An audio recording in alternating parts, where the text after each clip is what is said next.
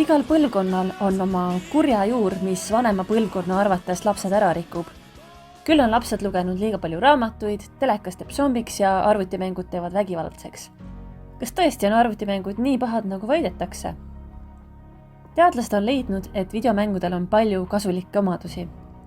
Näiteks paraneb nende abil ruumitaju, mälu ja ruumitajuga seotud ajupiirkonda tekib närvirakke juurde, paraneb tahtlik tähelepanu suunamise oskus, mängimine arendab peenmotoorikat ja aitab mõtted muredelt eemale viia.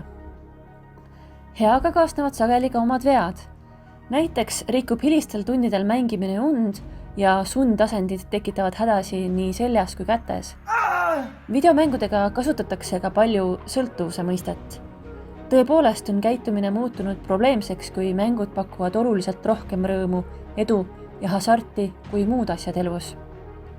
Lapsevanematele tekitavad hirmu vägivaldse sisuga mängud. Teadlased pole selles osas veel üksmeelel, kas vägivaldsed mängud panevad inimesi ka muus elus vägivaldselt käituma. Siiski tuleb kokkuvõttes meeles pidada, et kõik liiga hilised tegevused rikuvad und, sealhulgas lugemine, telekas, õppimine ja nii edasi. Samuti toovad hobid ellu rõõmu ja toetavad hoopis vaimset tervist. Hobiks võivad ju olla ka arvutimängud.